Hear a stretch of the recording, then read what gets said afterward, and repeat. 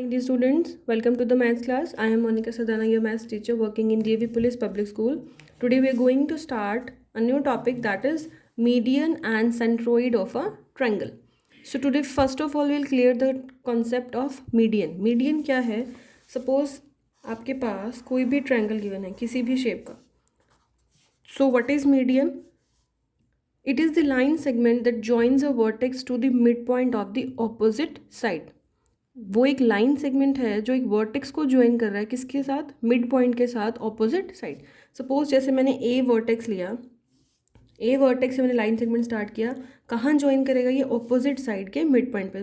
Mid point कैसे होगा, suppose ये आपकी कंप्लीट 10 सेंटीमीटर है, तो मिड पॉइंट क्या होगा कि जो इक्वल पार्ट्स में डिवाइड कर रहा होगा 5 सेंटीमीटर और ये 5 सेंटीमीटर. सपोज डी कोई पॉइंट है जो इस बी सी लाइन सेगमेंट को 2 पार्ट्स में डिवाइड कर रहा है. तो अब मीडियन क्या होगा, it is the line segment that joins a vertex A to the line segment to the point that is the midpoint of the opposite side. A के सामने ऊपर opposite side कौन सी है, BC. तो जो BC साइड के ऊपर line segment हम वर्टेक्स A से बनाएंगे उसे हम क्या बोलेंगे, median. This is called median. Suppose आपके पास कोई और ट्रायंगल है किसी और शेप का, ये आपके पास ट्रायंगल है, दिस इज ट्रायंगल PQR. तो सपोज मुझे कोई वर्टेक्स, मैंने सपोज R वर्टेक्स सेलेक्ट किया. अब R वर्टेक्स के सामने ऑपोजिट साइड कौन सी होगी, PQ. तो जो इसके मिड पॉइंट पे, मतलब आपको सबसे पहले क्या पता होना चाहिए कि इसकी लेंथ का हाफ क्या होगा. अब जैसे सपोज ये है हमारी 8 सेंटीमीटर, तो इसका हाफ होगा 4 सेंटीमीटर और 4 सेंटीमीटर. मैंने इस पॉइंट को नेम दिया N. तो जो R और N ये लाइन सेगमेंट बनेगा, इस लेंथ को हम क्या बोलेंगे, what do we call this length, this is called median.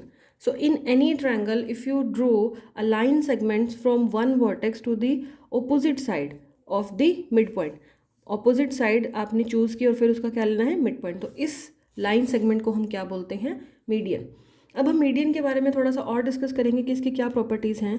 Since a triangle has 3 vertices it will have 3 medians. अब देखो एक ट्रायंगल के 3 वर्टिसेस हैं, 1 2 एंड 3. तो मतलब कि C पॉइंट से भी मैं एक मीडियन ड्रॉ कर सकती हूँ, एक B पॉइंट से ड्रॉ कर सकती हूँ. तो इट मीन्स कि how many medians we can have, 3 medians, 3 vertices, so we can have 3 medians in a triangle. तो अगर आपका क्वेश्चन आएगी how many medians we can have in a triangle, we can have only 3 medians, not more than that. तो answer में अगर आपके पास आए कि मैक्सिमम कितने मीडियंस हो सकते हैं, तो हम मैक्सिमम हमारे पास 3 मीडियंस हो सकते हैं. अगर ऑप्शन में 4 है तो वो आंसर नहीं होगा. सो नेक्स्ट इज, अगर आप सारे मीडियंस ड्रॉ करें तो आप देखोगे कि ये किसी एक पॉइंट पे मीट कर रहे हैं. इस पॉइंट को हम बोलते हैं सेंट्रोइड. सेंट्रोइड मतलब कि आप ऐसे लगा लो कि ये इसका एक सेंटर है. इस तरीके से आप इसको ध्यान रख सकते हो कि सेंट्रोइड क्या है, जहाँ पे सारे मीडियंस जो हैं मिल रहे हैं, मीट कर रहे हैं, इंटरसेक्ट कर रहे हैं. और इस पॉइंट को ये जो मीडियंस हैं सारे, इस पॉइंट को हम बोलते हैं centroid of the triangle. Centroid की स्पेलिंग है CENTROID, centroid of a triangle. ठीक है. उसके बाद अब आपको देखो पता लग गया कि एक ट्रायंगल में 3 मीडियन हो सकते हैं, जहाँ पे वो 3 मीडियंस मीट करेंगे उसको हम क्या बोलेंगे, सेंट्रोइड. तो अभी तक हमने क्या समझा है, what are the medians of the triangle, कितने हो सकते हैं, 3 मीडियंस हो सकते हैं. और अगर जहाँ पे वो मीडियंस मीट करते हैं, जहाँ पे ये मीडियंस मीट करते हैं, इसको हम पॉइंट को बोलते हैं सेंट्रोइड. अब एक चीज़ और है, जहाँ पे ये जो आपने देखा, you have seen that medians of a triangle are concurrent. हमने ये पॉइंट पढ़ा था. कनकरेंट क्या होता है कि एक कॉमन पॉइंट हो जहाँ से सारी ही लाइन से पास कर रही है. मीडियंस 3 मीडियंस हैं, देखो ये 3 मीडियंस इस तरीके से हैं. ये जो मीडियंस है देखो सारे कनकरेंट हैं, मतलब कि they are passing through one common point. ठीक है. So we can say that medians of a triangle are concurrent because they are passing through one common point. अब एक चीज़ आपको, इसके 2-3 फैक्ट्स हैं जो आपको ध्यान में रखने हैं. फर्स्ट फैक्ट क्या है कि median of an equilateral triangle are equal. You can also verify this also. Suppose ये मेरे पास एक इक्विलेटरल ट्रायंगल है, ठीक है, और मैंने इसकी लेंथ मेजर की.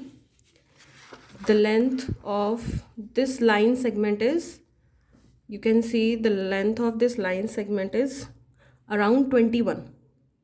तो अगर अब मैं इस साइड का हाफ करना चाहती हूँ तो मैंने इसको क्या किया, फोल्ड कर दिया. I have folded this and when I folded it, आपको इस लाइन सेगमेंट का क्या मिल गया, मिड पॉइंट. क्योंकि इक्वल पार्ट्स में डिवाइड किया है, हाफ में डिवाइड हो गया, तो हमें क्या मिल गया, इसका मिड पॉइंट.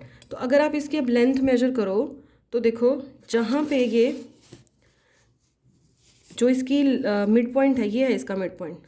तो इफ़ यू नोटिस दिस, तो इसकी जो हाफ आया है वो आया है 10.5. हमारी जो टोटल लेंथ थी वो थी 21 और इसका मिड पॉइंट क्या आया है, 10.5 सेंटीमीटर. तो मतलब कि ये भी 10.5 है और ये भी क्या है, 10.5. तो एक चीज़ हमें ये पता लगी कि जो देखो इसकी सारी साइड्स इक्वल होंगी, तो अगर इसका भी मिड पॉइंट होगा, इसका भी मिड पॉइंट होगा, तो मतलब कि ये भी 10.5 मीटर होगा, सेंटीमीटर, और ये भी क्या होगा, 10.5 सेंटीमीटर. तो इट मीन्स कि जो मीडियंस हैं इक्विलेटरल ट्रायंगल की वो इक्वल होंगे, बिकॉज इक्विलेटरल ट्रायंगल की साइड्स इक्वल हैं. तो जब हम उसके मिड पॉइंट्स निकाल रहे हैं वो भी इक्वल हैं. तो जब हम इस लाइन सेगमेंट को जब हम देखो यहाँ पे ऑब्जर्व करेंगे तो क्या आएगी, इसकी मीडियन की लेंथ इक्वल. सो आप भी इसी तरीके से एक ट्रायंगल ड्रॉ करके equilateral triangle and you can find the length of the all the medians of an equilateral triangle and you will find that all the medians are equal in length. So this is the first result. You can also easily verify this. Second point is the medians to equal sides of an isosceles triangle are equal. देखो isosceles triangle क्या होता है कि आपकी दो sides equal होती है, two sides are equal in isosceles triangle. तो इट मीन्स कि जो मीडियन इन इक्वल साइड से बनेगा, मतलब जो मीडियन इस पे और इस पे बनेगा, मतलब कि ये वाला मीडियन और ये वाला मीडियन जो इन साइड्स पे बन रहा है, इक्वल साइड्स पे, ए बी और ए सी जो हैं दोनों अगर इक्वल हैं लेंथ में आइसोसेलेस ट्रायंगल में, तो इस ए बी साइड के ऊपर और ए सी साइड के ऊपर जो मीडियंस बनेंगे उनकी लेंथ भी क्या होगी, सेम. तो अगर आपने इसको नाम दे दिया डी सी और बी एन, ये जो दो लेंथ आएंगी आपकी बी एन और डी सी, इनकी भी अगर आप मेजरमेंट करोगे तो क्या आएगी, equal. These are some results. If you want to verify you can also verify. Okay. Third point is the median to the base of an isosceles triangle is perpendicular to the base. ये सारी properties आपने अपने notebook में median की definition, centroid की definition and these 4 results you will write in your notebook and you will do the fill in the blanks in your book only. So third result is that median to the base of an isosceles triangle is perpendicular to the base. तो जो हमारा ये isosceles triangle का हमारा जो median है वो base को परपेंडिकुलर होगा. ठीक है, जैसे कि अगर आप इसको यहाँ देखो तो ये जो मीडियन है, ये क्या होगा, परपेंडिकुलर होगा बेस को. ठीक है. Next one is the centroid of a triangle divide each one of the median in the ratio 2:1. ये जो सेंट्रोइड पॉइंट था ये इसको 2:1 में डिवाइड कर रहा है.